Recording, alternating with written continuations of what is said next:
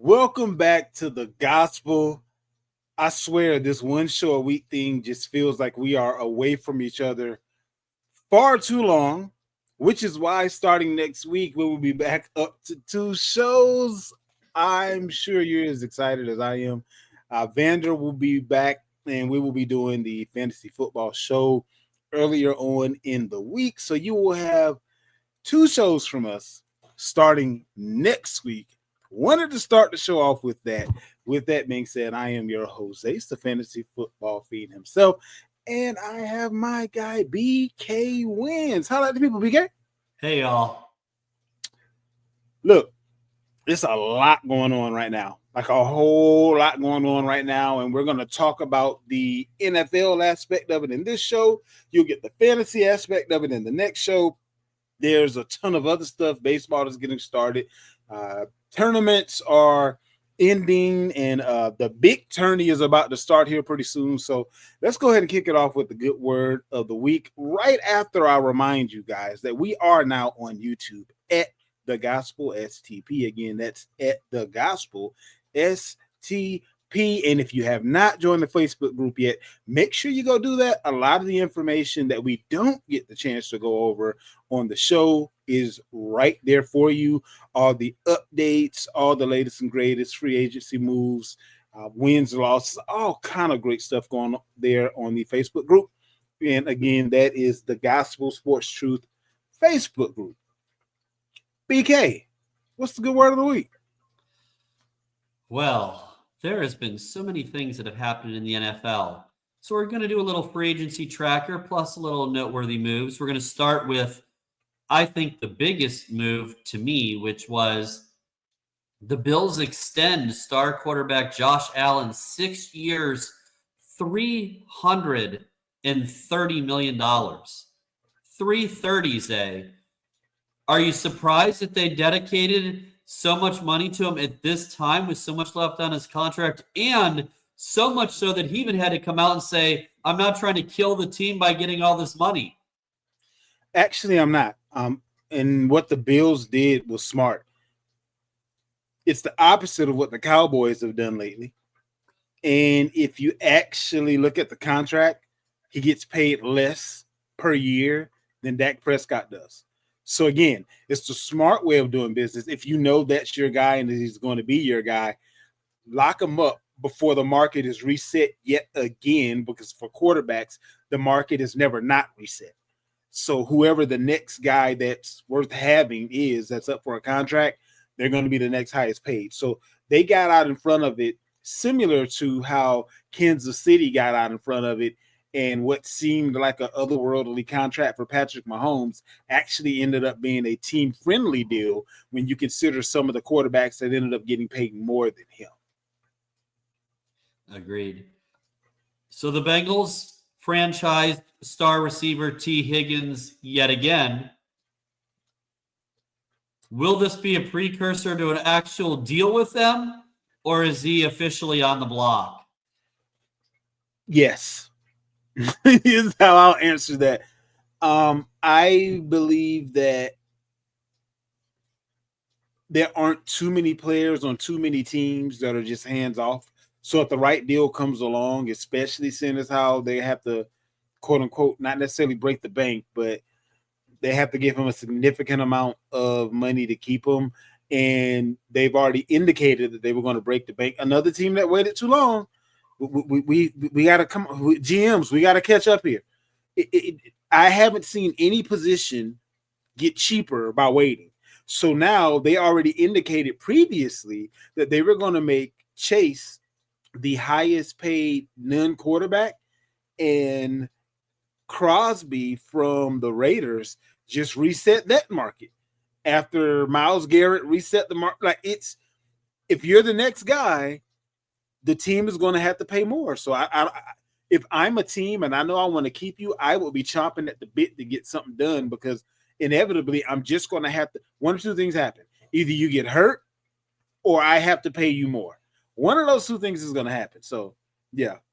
But as far as T. Higgins is concerned, you rarely see a wide receiver get franchise tagged twice because they're essentially paying him this year, if he stays on the franchise tag, exactly what he was asking for. So what are we doing here? Not only that, but if you franchise tagged him, let me put it this way. The only reason it would make sense to franchise tag him is if you were entertaining trading him. Other than that, you would just work out the deal. Like you get nothing added to your situation, and you can only franchise one player. So in all honesty, you're taken away from your situation. I would have franchise tagged the defensive lineman, Trey, what is it? Hendrickson, yeah. Yeah, I would have franchise tagged him and just worked out the deal with Higgins, if working out a deal with Higgins is what I actually wanted to do, so I can retain both of their services. But it feels like it's, if I can't trade you for what I think you're worth, I'll hang on to you for one more year. And because I wasn't going to be able to pay you anyway, it won't matter that you walk away because I wasn't going to be able to pay you. No, that makes sense. I know you brought up Myles Garrett, and I got to tell you, it's not often that I misread a situation, but I am shocked that the Browns were able to re-sign him 4 years, $160 million. I'm not. You just said why they were able to re-sign him. Nobody else is going to pay him. Here's the thing. The Browns just need players that are going to keep butts in the seats at this point. You don't have a quarterback. He's the best you got. Well, especially with, the potential for a new stadium. They need to make sure they have their star power. No, that makes sense. And I wouldn't be surprised if we heard about Russell Wilson making a visit there today. I would not be surprised in the least if he ended up signing there, because Kirk Cousins is not going to be available, which was their plan A, from Atlanta, unless you give up more than most teams are going to want to give up for a 1 or 2 year rental.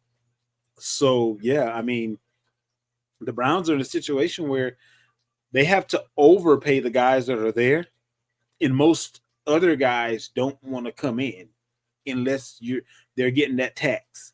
It's no different than in basketball. Nobody wanted to come play with LeBron because nobody wanted to be in Cleveland. Just saying, putting it out there. So a flurry of NFL moves. The Seahawks first trade Geno Smith to the Raiders. Then they acquire Sam Darnold. They sign him. And the Jets get Justin Fields. What do you make of that trio of quarterback moves? Geno Smith move caught me by surprise. It really did. Sam Darnold, unfortunately, well, actually, let me finish my thought on Geno Smith. I think this is a prudent move by the Raiders. Where they want to be, they want to be in the building phase, not the creating phase. Based on the division that they're in, I think that there's realism that the odds of them winning the division aren't that great. What they want to see is progression. They'll grab a young guy or another guy to fill Geno's shoes here in a couple of years, whatever the case may be. But Geno is a good quarterback. And now all they need is a good wide receiver, because they don't have a number one wide receiver right now. Sam Darnold, this is the carriage that I feel like is going to turn back into a pumpkin. You don't have Justin Jefferson or Addison or Hawkinson or Aaron Jones now to cover up the warts that is your actual game. There aren't very many targets for you to throw to in Seattle. Like JSN, Jackson Smith and Jigba, he's great. He's one of my Buckeyes, one of my favorite Buckeye wide receivers. He's not going to make Sam Darnold look any better than what he is. I got a feeling that Seattle is going to have buyer's remorse faster than just about any other team. And when you look at the fact that they paid him more than they were willing to offer Geno, and Geno has consistently won games with a lackluster squad. Sam Darnold had a good year. I don't really know the thought process there in Seattle as far as Justin Fields is concerned. This is a move 100% made to attempt to appease Garrett Wilson. You're giving him his college QB. Whether or not that pairing is going to work out as well in the pros as it did in college, that's yet to be seen. I do believe we're going to see the best of Fields that we have seen. And I also believe that we're going to see him with the best wide receiver that he's had in his young career. So I do like that the Jets may have made a good decision by mistake. It's kind of what it feels like. So yeah, that's where I am as far as those quarterbacks are concerned. Yeah. Yeah, so my take on that would be the following, right? So I think totally agree. Fields to the Jets makes sense. It fills a need. It appeases Garrett Wilson. It's kind of a win-win for the Jets there. It gives Fields a much-needed fresh start. Pittsburgh wasn't the answer given their philosophy and their lack of weapons. So, and then when you look at the Seahawks, I was surprised by that too. The only thing that I can think of that triggered this is the Seahawks have been like a 9-win team the last 3 years. They're pretty much on the cusp of doing something, but not quite getting over the hump. Maybe they just felt like this is as far as Geno can take them, and we need to see something else. Like this is, and I'm not saying that Geno is bad or it's his fault or anything like that. But I do think we talk about this in coaching that coaches can only take certain teams so far, and then they need someone else to get. I kind of feel like that's where we're at with Geno Smith. Like he's going to get you 8, 9, maybe 10 wins and not much. You're not going to do much in the playoffs, and that's pretty much it. And if you want bigger aspirations, maybe, and by the way, for the record, just for you out there, please don't forget what I've said. I am no Sam Darnold fan. So I think this move is actually worse for them than had they kept Geno Smith. This was a mistake, and it's even a bigger mistake to your point, Zay, because you don't have your top 2 weapons. DK Metcalf's gone to the Steelers, right? And then Tyler Lockett's gone. So your top 2 threats are gone. Hello. They brought in Marquez Valdez-Scantling for him. Right. That's your new Justin Jefferson. Great. Did they get him at Walmart? Basically. Like, did they get cotton candy and some Snickers with him at least? Because, like, literally this, I'm not sure what Seattle was thinking. I'm going to rephrase that. I don't know that Seattle was thinking. Like, this doesn't make a lot of sense for a lot of levels. You regressed at quarterback. You gave up. Paid $100 million to do it. Right. Like, this is absolutely, it makes no sense. And you know what? If I end up being wrong or we end up being wrong on this, we'll own it. But I don't think we are. This is especially in that division with those defenses, this is going to be a problem. And the Seahawks just got worse in a hurry. There aren't very many upper echelon wide receivers still available. So if you're thinking that Marquez Valdez-Scantling and a couple of rookies are going to be the offense that you can trot out there and put up numbers, good luck with that. That's all I can tell you. And then the last thing is, just so that Raider fans, although this is you'll probably have to give out my email for this. The reason why I haven't spent much time on them is, truthfully, it doesn't matter. Look at their division. They got the Chiefs, the Chargers, and the Broncos. All double-digit win teams. All teams are going to be as good or better next year. I think the Chargers and Broncos will be even better. They signed Evan Ingram at tight end. That fills the void that they need. The Raiders are so far behind those three teams, they're head spinning. What they just did is ensured that people will remember Geno Smith in a dim light because his odds of doing better in Vegas than he did in Seattle are slim to none because of what you just said. So good luck with that situation, y'all. Now, Zay, to my favorite part of this segment, and even the clap. We're going to talk about my Commanders. So, how about Washington? First, they trade for Debo. They literally give up a 5th-round pick, really, for him?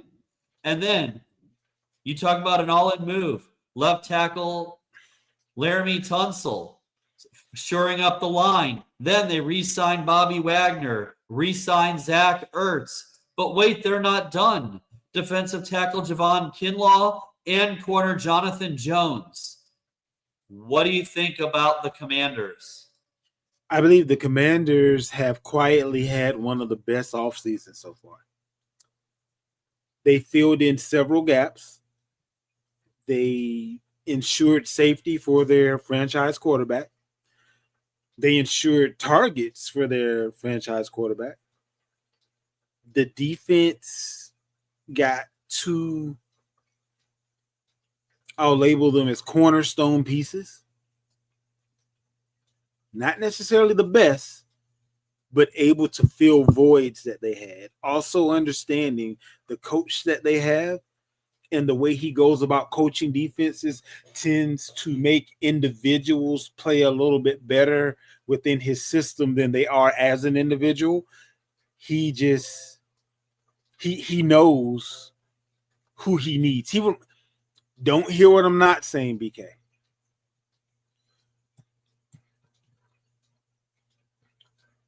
Don't hear what I'm not saying, BK. He doesn't have the cachet yet, obviously, of Bill Belichick. But what Bill Belichick is able to do on defense is make guys that would otherwise probably not have a job household names. And that's what that defensive coach in Dan Quinn is able to do. He can simply take guys that would have otherwise been Jags, just a guy, and turn them into a centerpiece for that level of the defense. And I believe that he's getting his type guys. And the defense that you saw turned around from week 1 to the end of the year last year was pretty much without any of his type guys. It was just the guys that he inherited. Well, rounding out this first question, or at least first part, unfortunately, to my dismay, Zay, we're still talking about Aaron Rodgers. So I want to be clear to everyone before I ask or we talk about him. Please just retire. I don't want to talk about you. I don't want to think about you. You've stayed in the league way longer than you should have. Please just go. That being said, now that he's officially released and on the market, he's been linked to the Vikings, the Giants, the Steelers. Where do you think he ends up? Well, unfortunately, BK, there's no way that he retires because there are teams that are vying for his services right now. And in typical Aaron Rodgers fashion, he's same old selfish Aaron Rodgers. Right now, what he's doing is he is hamstringing the Pittsburgh Steelers.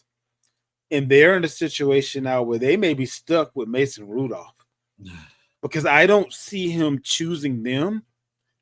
The Vikings are much further along as a team.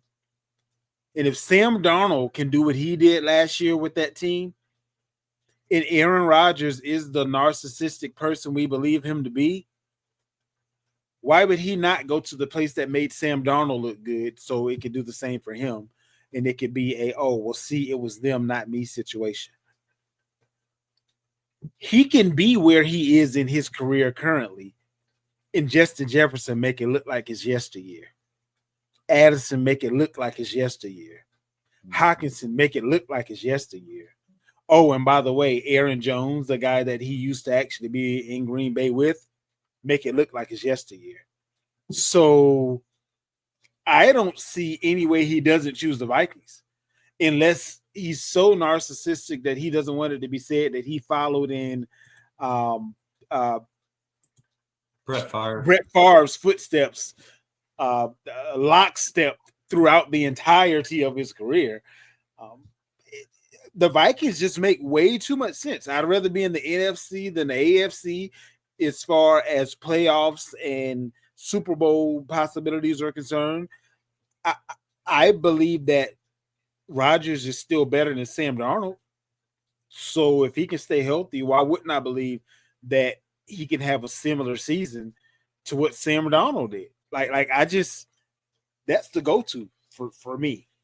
And he's holding Pittsburgh again hostage. And now Fields is on the team. Wilson is either about to be in Cleveland or in New York. They're about to be stuck without a quarterback. Yeah, I think that's well said. I laughed at the one team he's not going to is the Giants. Why would he go to the Giants, who are an awful team with little talent? Like, why would he want to do that and have to deal with the Eagles and Washington when you're on an awful team? Like that's not, he's not going there. The Steelers make sense because they need a quarterback. They're a 10-win team. They have talent on defense. You know, they were able to get Metcalf. So they have some pieces, parts there. But the Vikings make the most sense for 4 different reasons. 1, they have a glaring need at quarterback. 2, they have a loaded roster that you pointed out. Jefferson, Addison, Hawkinson, Aaron Jones. 3, he gets 2 chances a year to stick it to his Packers. And I'm sure that is an added bonus. And 4, I just think it makes the most logical sense because they're the best team that needs a quarterback where he can have a chance to, if I'm him, close my career with another championship. They're the closest team that he'll go to that is championship ready. Yep. So it makes the most sense. And do you really want to go to a division with the other teams that you would have to put up with as far as the AFC North is concerned? If you can, I mean, I would rather deal with Chicago and Green Bay and even Detroit to a certain extent than having to deal with the Bengals and having to deal with Baltimore. Humble opinion. Agreed. No, absolutely. Well, rounding out the good word, it was a very, very, very bad week for us Yankees fans, eh? Starting pitcher Garrett Cole out for the season due to Tommy John surgery. Of course, Luis Heel, former last year's Rookie of the Year, also out for 3 months. Where do the Yankees turn for rotation help? Trevor Bauer chimed in saying, hey, I'll come cheap to pitch there. Aaron Judge is pitching Alcantara. He wants him to come there. Cashman talked about Dylan Cease and trading for him. The Padres are trying to dump salary. Where do you think the Yankees go from here? Because being down what was supposed to be a huge strength with all these starting pitching has quickly become a problem. Baseball is an uncapped sport, correct? Yes. Get them all. I'm sick of losing. The Dodgers would get them all if that's what they had to do. Like, I'm sick of being in reaction mode instead of action mode. Like, let's prepare and act like pitchers can get hurt sometime instead of being stuck without any pitchers because we didn't plan for pitchers to be hurt. Come on, people. Like, what are we doing here? Like, and what are we waiting on? For another team to have a pitcher get hurt too? And then we don't even have these guys to shoot. If Bauer is going to be cheap, I get him and at least one other.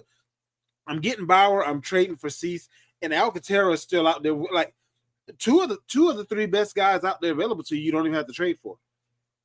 So what are we waiting for? Are we going to wait until we get behind to then say, well, maybe we should do something about it?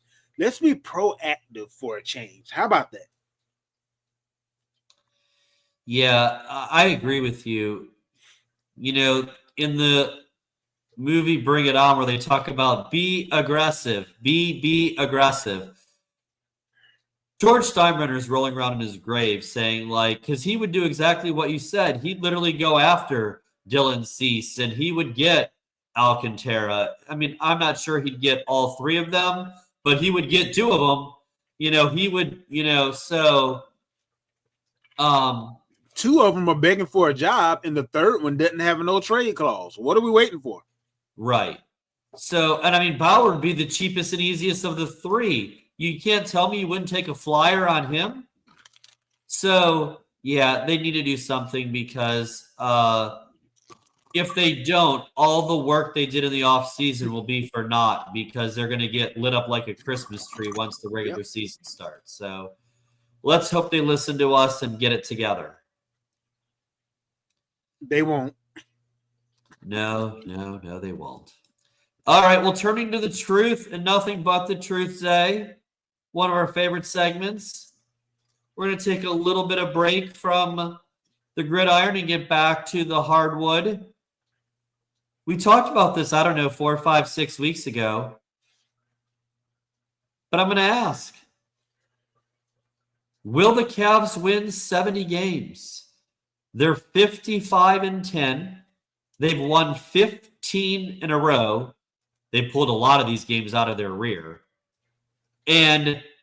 But they only need to go 15-2 down the stretch. And before you answer, I'm going to throw out a little caveat.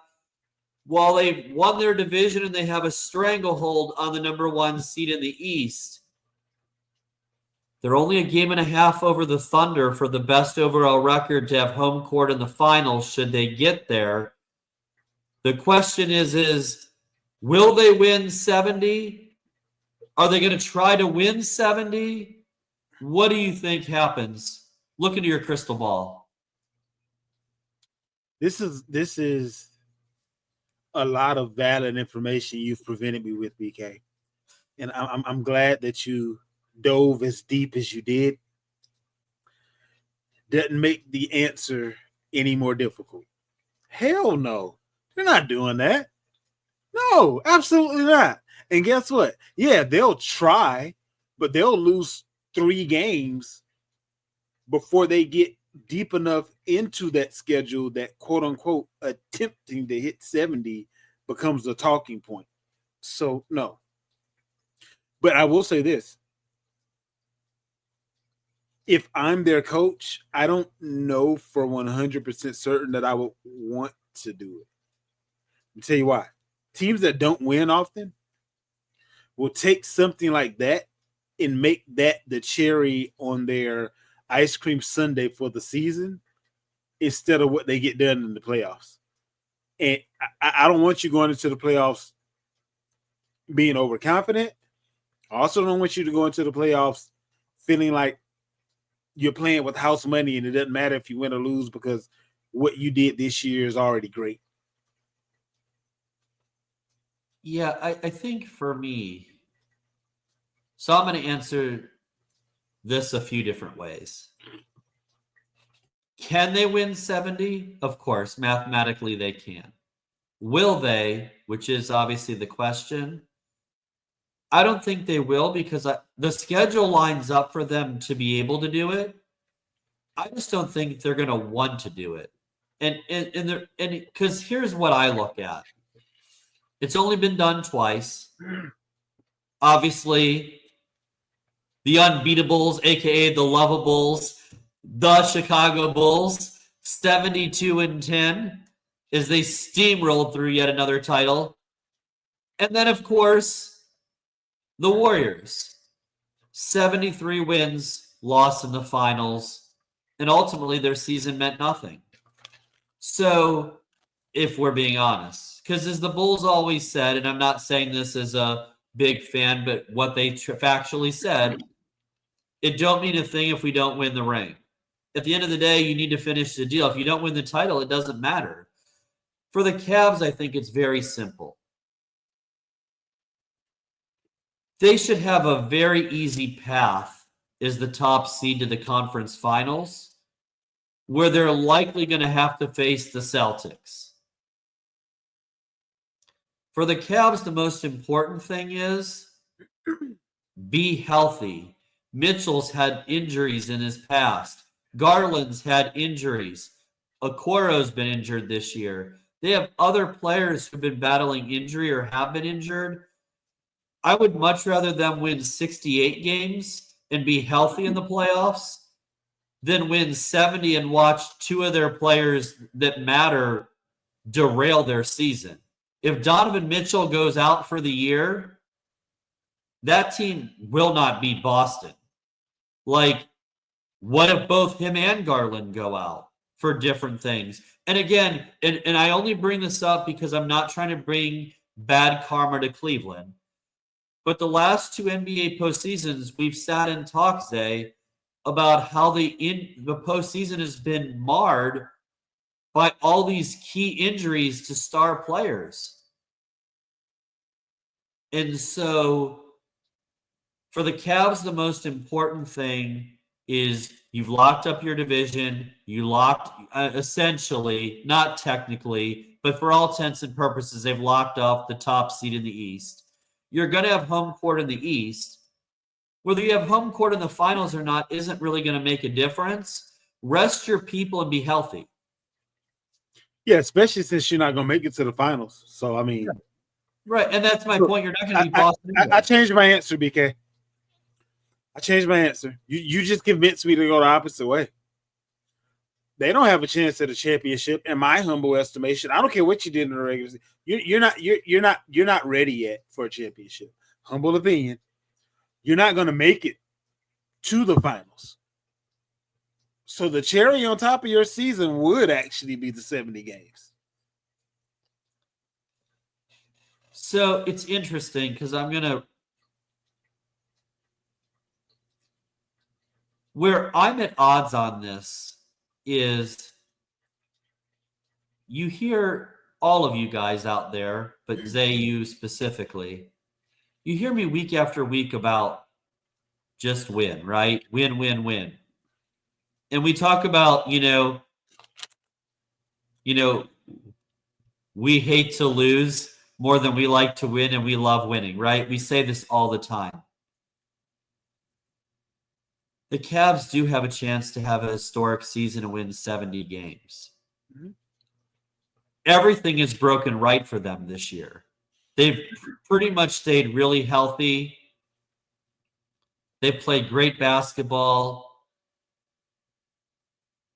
I don't think they're going to come close to being able to have this kind of season again. Not that they can't win 60 games, but they're not going to come close, in my opinion, to winning 70 again. This might be their best chance to do it. And to your point, I don't think there's much chance of beating the healthy Celtics in the conference finals. So why not go for it? This would be the second best season in the history. It's already the second best season in the history of the Cavs.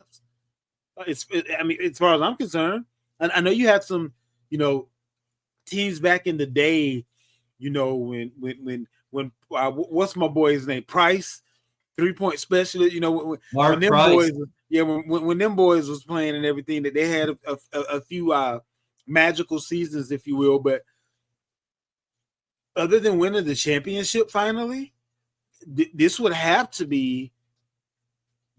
go down as the second best season all time. It would have to.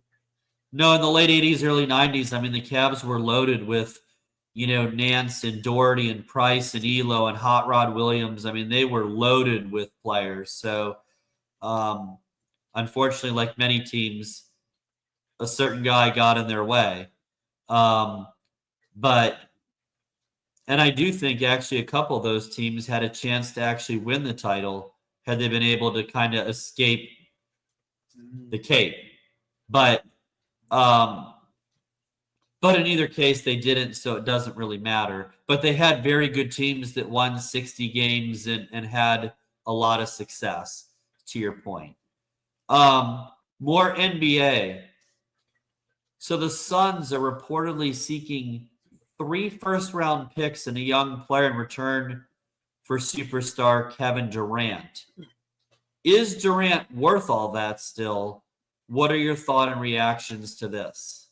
Well, here's the thing, right? All first round picks are not created equal. Most end of the first round picks don't pan out. And most teams don't really want to wait around to see if said picks will pan out. Picks are a lot more coveted in the NFL than they are in the NBA. Sometimes your literal number one can't miss superstar turns out not to be what you thought they were going to be. And a guy that was in a position of really, quote unquote, not being that touted ends up bringing more to the table than a ton of the other guys drafted in front of them did.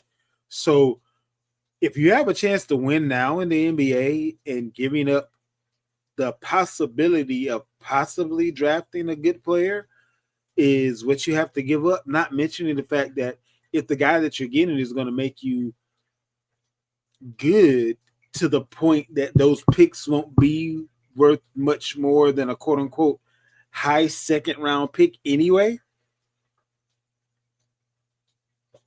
If I can have Luka, LeBron, and KD, I don't care what the haters say. You can say what you want about KD. You can say what you want about LeBron. Most people don't have too much negative to say about Luka. Look, as a Lakers fan, forget them picks. 3, whatever. How have our picks panned out so far? Not great. Give me KD. If you can give me a KD and a LeBron and a Luka on the same team, you move 3 first and Dalton Connect to do it. Young star player, 3 first. Our first round picks are going to be within the last 5 picks of the first round for all 3 of those picks anyway. And you can extend both KD and LeBron's careers. And you got 2 guys in Luka and LeBron that are not only scorers but facilitators, and you have an elite scorer that you can't double in KD. Other than injury, nobody's beating that team. So for my team, I would say it makes perfect sense. There's some other teams out there that because stars aren't going to stay with you very long, you'd be much better off keeping your picks. LA is the opposite. No, I agree. Makes sense. Well said. You have me quiet. How about that? Turning to March Madness, it's upon us. We're going to talk a little bracketology, little bubble teams. Which of these men's basketball bubble teams will make the big dance? North Carolina, some of you might have heard me talk about that once or twice. Arkansas, Baylor, West Virginia, Oklahoma, San Diego State, Boise State, Xavier, and Wake. I actually removed our Buckeyes because they took a tough loss against Indiana, and I think it cost the Buckeyes. It knocked their bubble burst with that loss to the Hoosiers. So I wiped them out. Agree. 100% agree. Unfortunate, but agree. There's several reasons why I believe it's going to be North Carolina. One, they just beat one of the teams that were on the bubble with them in Wake. You also just won a championship in a storied division. And the way you looked at the end of the season in comparison to the stumbles and falls that were made towards the beginning of the season, night and day. So if I'm judging you based on where you are in comparison to these other teams, and I'm looking at the dollars and the cents, North Carolina just makes the most sense. They're not going to have the draw that these other teams, I mean, they'll have a draw that these other teams won't have as far as viewership is concerned and as far as fandom is concerned. In humble opinion, I think they're the better team. So for my money, I gotta let North Carolina Tar Heels in there. Is there anybody else on the bubble here that you would also put in? Xavier. I can't tell you the number of tournaments that, in full disclosure, has nothing to do with this year's team. I just can't tell you the number of tournaments that I have seen going back years that Xavier has made something shake even when they weren't supposed to. The pedigree is what puts them as the next team up for me. Pedigree and coaching is what puts them the next team up for me. No, that's fair. So I'll save Carolina for last. Wake is out. They were already on life support. Today's loss ended their season. Xavier lost a tough game to Marquette today. They had that one and lost a close one at the end. I still think they'll get in. Boise State was on the wrong side of the bubble, but what they beat San Diego State today in the conference tournament. So that definitely helped them. I think West Virginia is safely in. Baylor lost today against Texas Tech. They're in a tough spot. Arkansas lost a really tough game today to Ole Miss. They were down. They fought their way back. But I think that Arkansas will get in. And North Carolina, I think, and again, I know that I'm going to get the biased stuff here, but objectively speaking, North Carolina is a tournament team. I know that if you want to keep them out, you're going to look at their quad one wins and they're 1-10 or 1-11 or whatever they are. One and not enough. I get that. But when they were losing those games early in the season to Kansas and Alabama, teams that are ranked pretty good, right? Duke got them twice. North Carolina's not the same team. They're a better team now. They made some lineup changes. They've gone smaller. They're knocking down the three better. So they've had players step up. They're playing. Think about it like this. They were 13-7 in the ACC. Like, you're literally winning 2/3 of your games, almost 2/3 of your conference games. You won more than 20 games. You blew out Notre Dame by 20. You beat Wake Forest today by 9. They've won 8 of their last 9 games. They're playing their best basketball down the stretch. And they get a wounded Duke team tomorrow, or for purposes of when this gets released today, they get a Cooper Flagg, their star freshman, badly rolled his ankle, was hobbling around. They had to pull him in a wheelchair. The coach has pretty much said he's not out for tomorrow. Their other player who, and my apologies, I forget his name, defensive stopper for Duke, just came back a week ago from a separated shoulder, separated it again. His season's done. So Carolina has a great chance to win tomorrow. I think they're safely in. If they win tomorrow, it becomes lockdown. They're going to be in. And if they make it as an 11 seed or even the 12 seed, because we always talk about 5-12 matchups, could you imagine seeing Carolina as an 11 seed and you're a 6 seed? You don't want any part of them. at all. Not at all. I definitely see where you're coming from as far as that's concerned. Yeah, that's why they're on my radar as far as being just checking several boxes as far as being the next best team up, if that makes sense. Completely agree. Hey, I'm gonna throw a curveball here. Pardon the pun. Love it. I got a question for you, BK. Hit me. By all accounts, it looks as if the 49ers are rebuild are now in rebuild mode based on all of the players that they got rid of. How does it make sense to not get rid of Christian McCaffrey at the running back position, which is normally the first position that you attempt to save money at? If you're cutting other positions like wide receiver, defensive line, offensive line, et cetera, how does it not make sense to move on from Christian McCaffrey, who will be a 28, 29-year-old running back if you're lucky enough to complete the retooling or rebuild in the amount of time that you think it's going to take, which is probably in their estimation only a year or two? So, great question. And I guess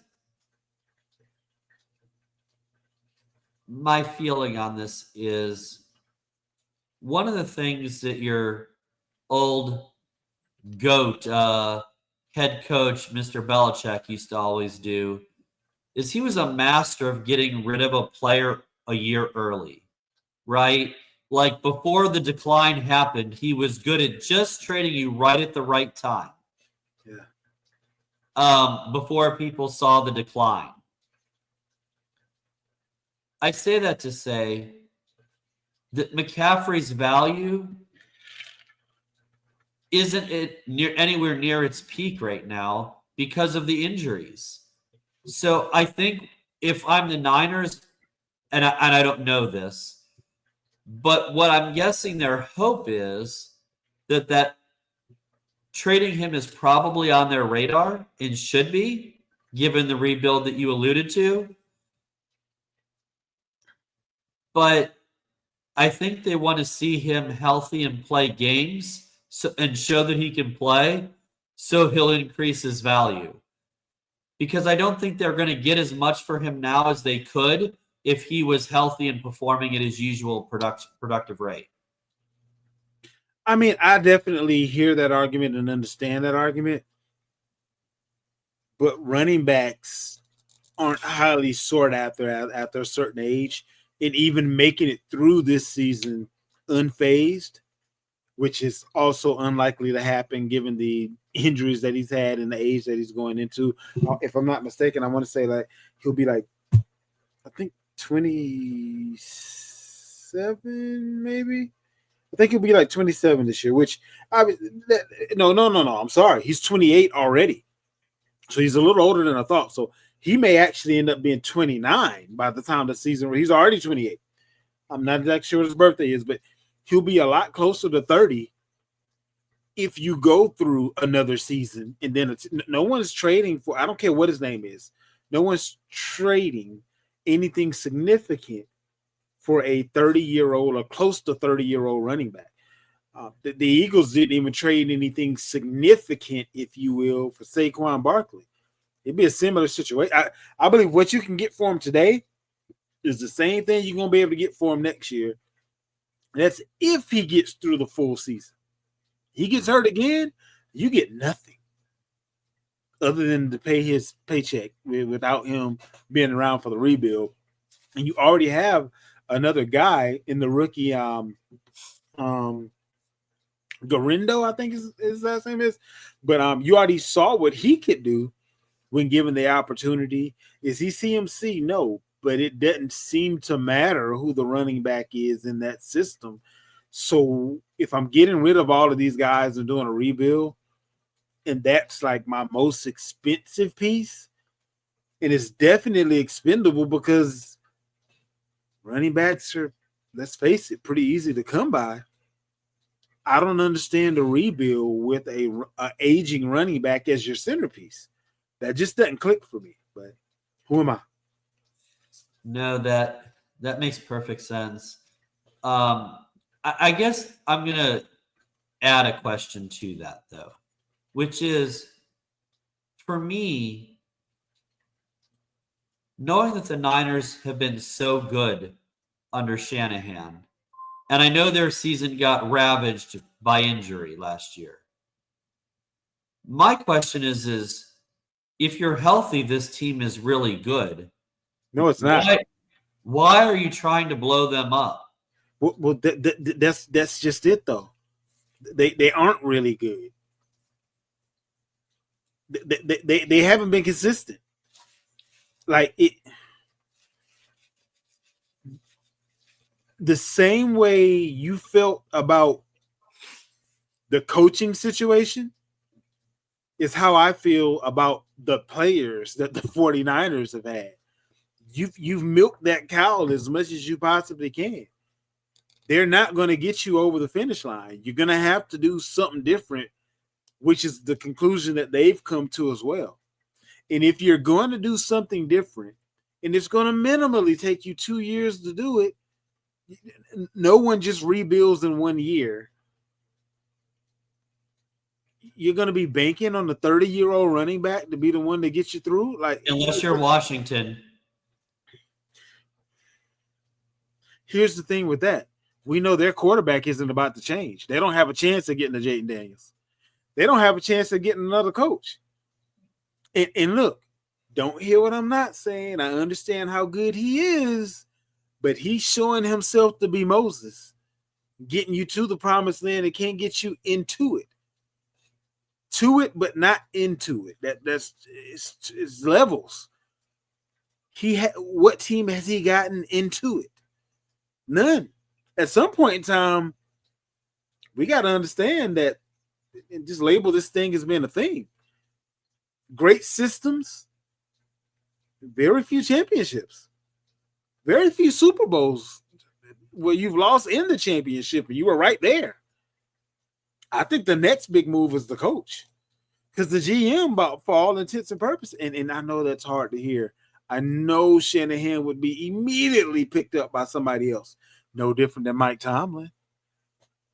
If Tomlin had the groceries that guy has with the 49ers, if Tomlin had that team, are you serious? Tomlin hasn't lost with far worse teams. Far worse teams. So just putting that out there. Just saying. Fair enough. Well, we're at, I think, one of both of our favorite parts of the show. Absolutely.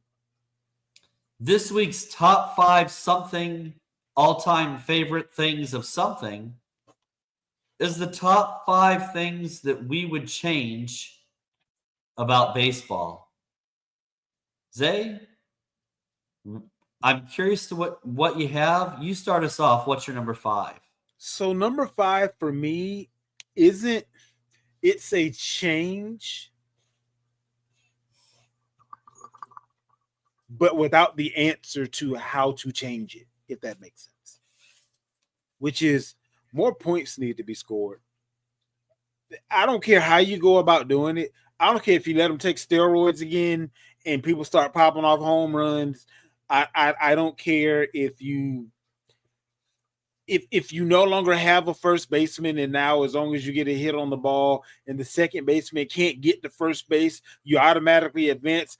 That's a stupid idea, I know. But whatever you got to do for more points to be scored, figure it out and do that.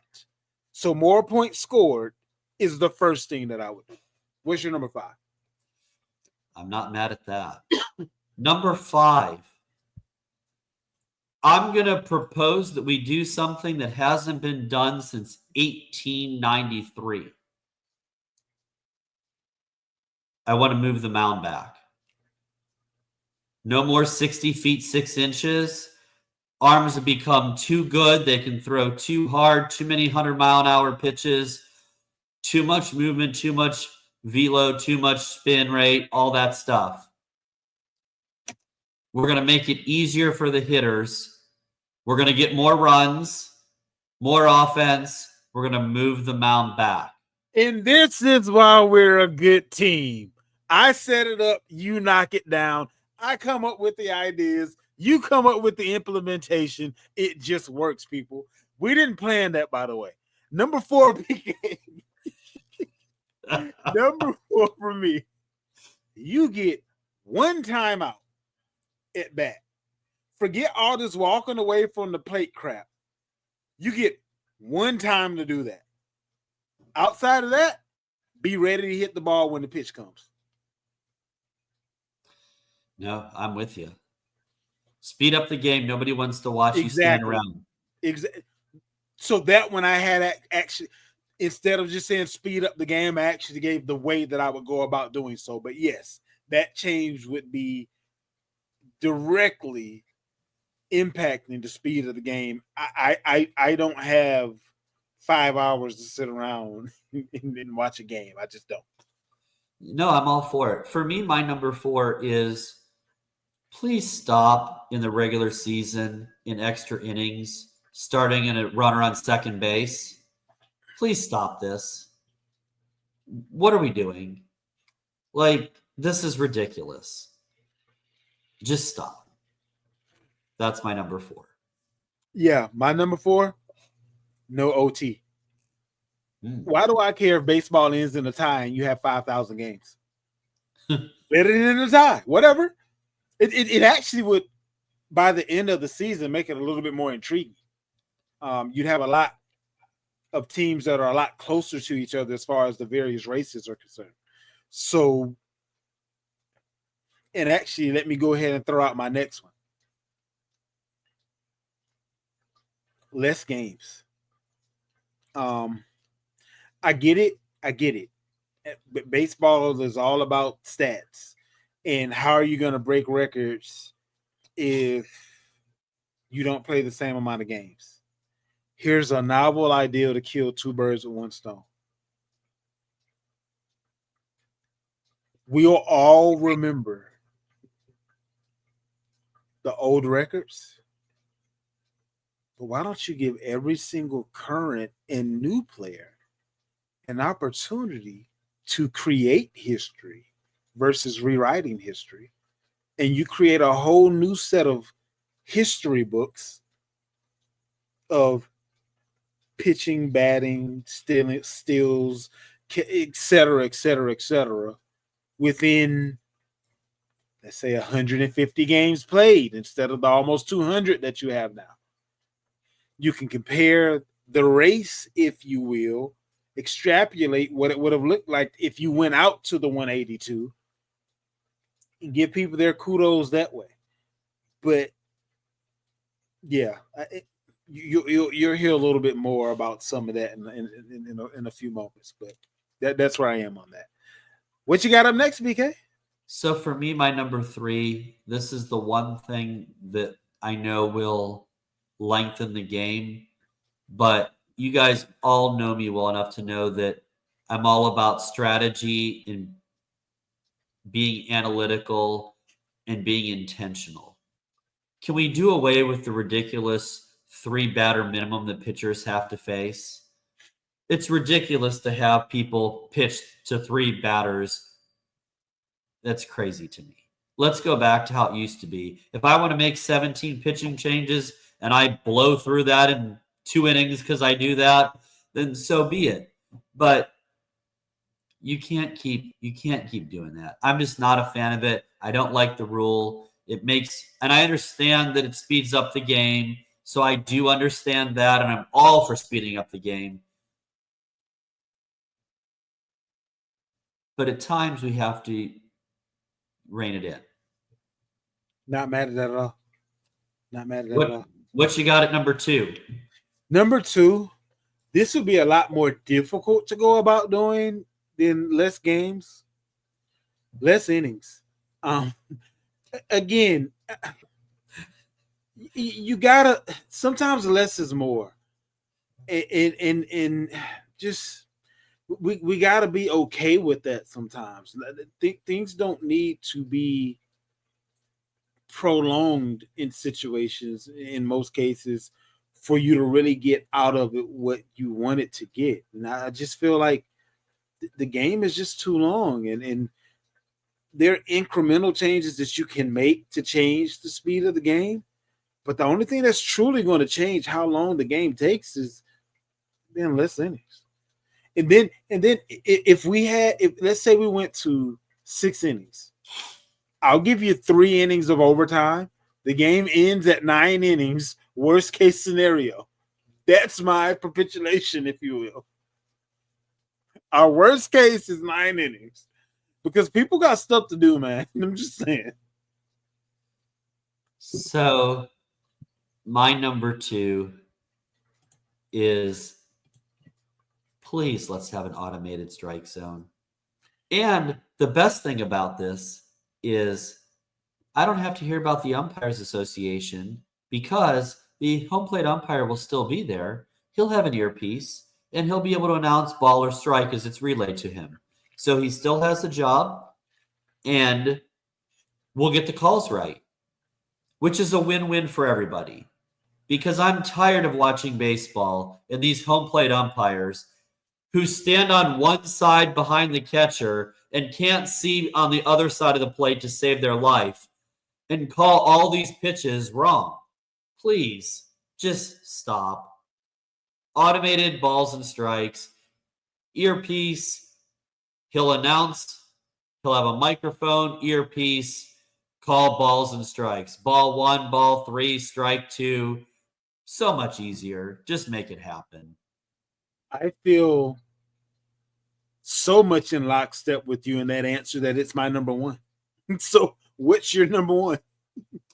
My number 1 is something that you brought up. And I know that the Players Union will hate it, and I know MLB will hate it because it's all about dollars and cents and losing. It's all about money.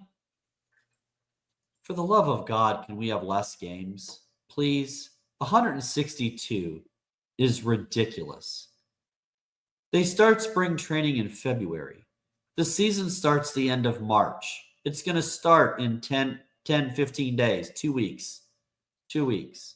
Okay? The season ends now in November. I'm just going to say what everyone out there is probably already thinking.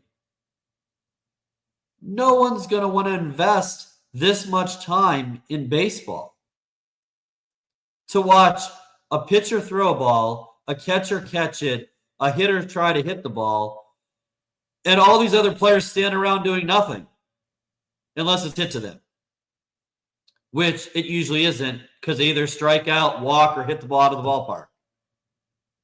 So please cut down the games.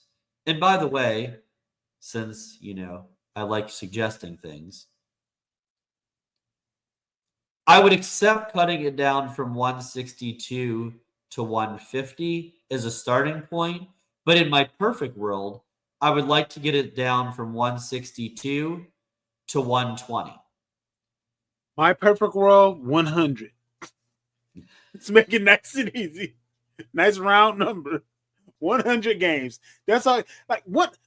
Just saying 100 sounds like a ton of games because it is 100. 100. Like I don't know, BK. I'm getting into my rant now, so I'll digress. The scary thing, Zay, about it is, to your point, is 100 games is still 18 more than the NBA and hockey. It's still almost 20 more than basketball and hockey. And those seasons are too long. And then you can nestle it into a sweet spot where you can get more eyeballs. Because guess what? Come November, everybody's watching the NFL. That's why your numbers are so horrible in the postseason. Everyone's switched over to the NFL. Let me shut up because I'm not going to have a rant in a second. So, so yeah, that's where we'll end. Our top 5 all time of something. All right, BK. I know we're coming in hot next week with the games and everything, as far as the tournament and all that kind of good stuff, getting into full gear. Are we saving our winnings from the NFL season yet another week? Or is there something out there other than a random NBA game that you had your eye on? We're gonna hold off one more week. Um, I get no credit for after the fact, but I will tell you that as you guys can probably see my shirt here as I hold it up, it's crazy to me because on my on my account, the Zips were a 9.5 point favorite a couple days ago over Bowling Green, and that line made no sense. Like Akron's 17-1 in the conference. Bowling Green was 8-10, barely a 500 team. Akron's 25-6. Like they've lost one game in 2025. Like anyway, the line miraculously moved from 9.5 to 12 this morning. But I did take 9.5. I don't get any credit for that for purposes of this. But that was one that tomorrow they're an 8 point favorite over Toledo.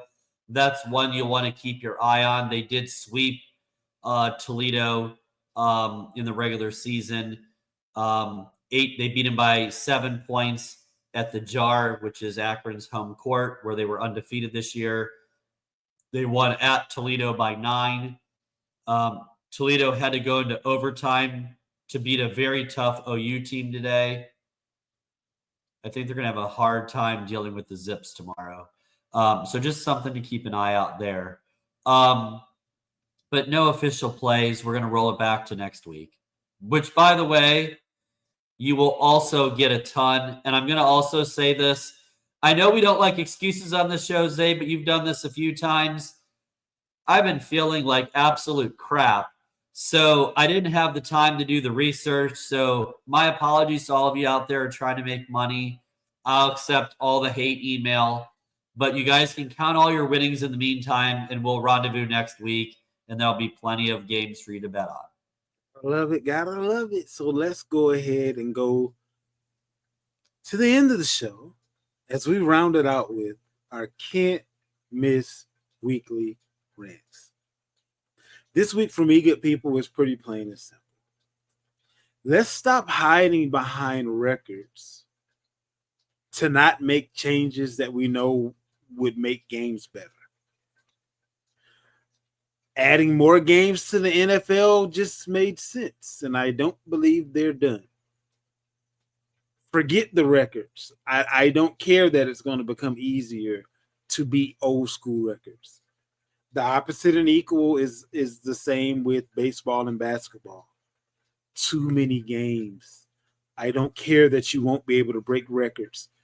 And you should care that more people will be watching your sport so that people will actually care about the records that have already been created. Because right now you're going the opposite way. Before that trade that brought Luka to the Lakers, viewership and several other trades as well that went down at the deadline, viewership in the NBA was at an all-time low. They had to make a pimp decision and make some unorthodox moves. I don't think MLB is ever going to be on the level that it was once on, because people don't enjoy sports the same way that they used to. Baseball is not a TV sport. It's just not. If you know everything you're looking for, you would still enjoy a day out in the park more so than looking at 9 innings and watching commercials on TV. It's just a different feel to it. If you're a baseball fan, a true baseball fan, you probably went to a few games as a kid. Most people don't become baseball fans watching the game on TV. Didn't happen that way for most. Basketball, same thing. If you're going to sit your stars so much that it actually has a name attached to it, just lessen the game so people can get what they paid for, barring an actual injury. Go figure. Like, at some point, you become so saturated that it becomes the adverse of what you intended, which was more money. Because if less people show up, you still have the same total attendance at the end as if you had less games, but more people at said games. So let's stop hiding behind records as the reason not to make corrections to improve sports that we know will be more effective and efficient by making said changes. That's my rant. And in the interest of full disclosure, I didn't have a rant when we started the show, and that just came to me midstream. So yes, but I'm very much passionate about that. I'm impressed today. Like you're starting to become as wordy as I am now. I'm rubbing off on you. But very well said. So mine is going to have actually nothing to do with sports. As you all know, St. Patrick's Day is upon us. It's a festive time. It's a lot of fun. People will be enjoying their favorite sports team. March Madness is upon us. The weather's getting a lot better. I mean, even back at home in Cleveland, it was in the 60s today. So weather is getting better. The days are longer. It's sunny longer because of, we lost that hour and all those things. But here's the thing. I want you guys all to have fun. I want you to go out and have fun, enjoy your friends. I want you to enjoy your favorite team and cheer them on, yell at them, cheering them, whatever you need, coach them, whatever you need to do. But I'm also going to caution you, don't let one more drink be your last. Please be careful. Have a designated driver. Use Uber, use a taxi. Call one of your friends, neighbors, relatives. I promise you they'd much rather take that call late at night than never get one again.